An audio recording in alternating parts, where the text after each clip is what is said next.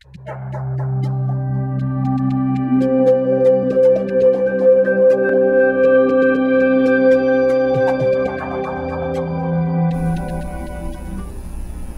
Lord be with you. A reading from the Holy Gospel according to St. Matthew. Jesus said to his disciples, "Stop judging, that you may not be judged. For as you judge, so will you be judged. And the measure with which you measure will be measured out to you. Why do you notice the splinter in your brother's eye, but do not perceive the wooden beam in your own eye? How can you say to your brother, 'Let me remove that splinter from your eye,' while the wooden beam is in your eye? You hypocrite! Remove the wooden beam from your eye first. Then you will see clearly to remove the splinter from your brother's eye." This is the good news of our salvation.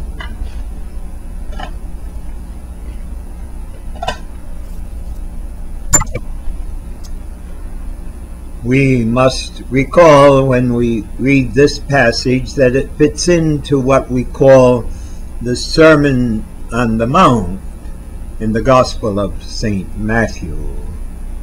This is his account of the public ministry of Jesus.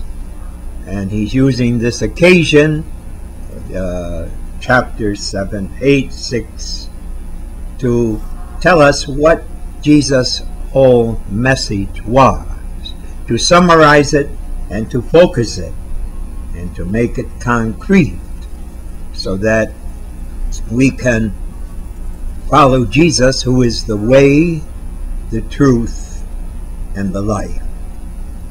But when we read the Gospels, we must remember that the author, like St. Matthew or St. Luke or St. Mark, St. John, have a double purpose when they're writing. They are engaged in pastoral ministry. They are engaged in trying to build up the first generations of Christian believers, Christian communities.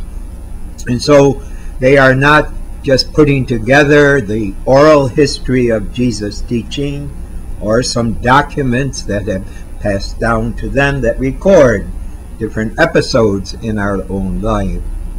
They are choosing and arranging these stories, these sayings of Jesus, to help build more devout Christian communities, to convert those who are members of the community who are not completely convinced of their faith. And so we should realize that what Matthew is reporting to us of Jesus' doctrine has an influence on our Christian lives and Christian communities. Because from the very beginning, the Christian communities were not made of all saints. They were made up of ordinary people, we would say today. Communities much like our own, that have holy persons in them, and then they have those who are nominally Christians, not completely understanding the presence of the real Jesus in their lives and the life of the Spirit. And so we must put this advice of Jesus into proper context. He's using exaggeration here. He talks about judging and being judged. But this particular passage must be put into the context of a fundamental principle of every good Christian living according to Jesus, the way, the truth, and the life. What is wrong with judging others? If you do this out of self-centeredness, if you are arrogant, if you are promoting yourself, you want yourself to be recognized as a know-it-all, then you are not following what Jesus said earlier. Love your enemies. Do good to those who hate you. In the Gospel of St. John, a little bit later in the 11th chapter, he will say, Jesus said, "Come to me, all you who are heavily burdened, and learn from me, for I am gentle and humble-hearted."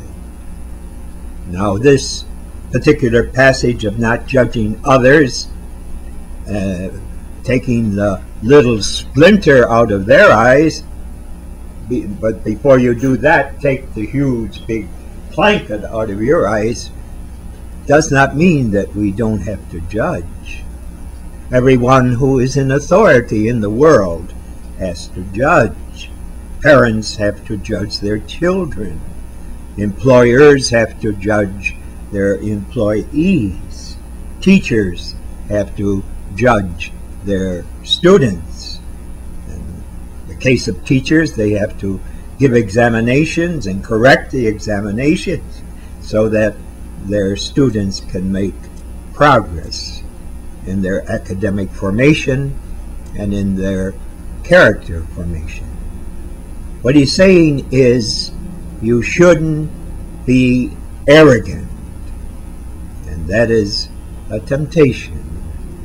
And what is also very important to bear in mind, and I say this quite frankly and openly from my own experience, many, many times you judge, your judgment is wrong. Persons seem to be doing something for a bad motive or because they are incompetent. And then when you ask a question, why are they doing this? They have a very good answer that explains why they are behaving such as they are. It's not because they are ignorant. It's not because they are evil. It is because of certain presuppositions and certain pressures they are working under. And so the motive of people is not always clear, and your imputing motives to them can be very wrong.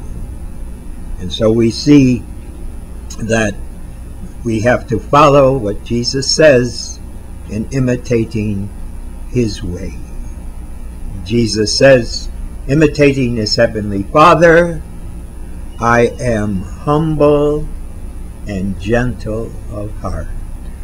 So if we are to become members of the divine family, if we are to imitate our loving Heavenly Father, if we are to imitate and follow Mother Mary, and especially our brother Jesus, then we must be very careful not to be self-centered in the way we judge.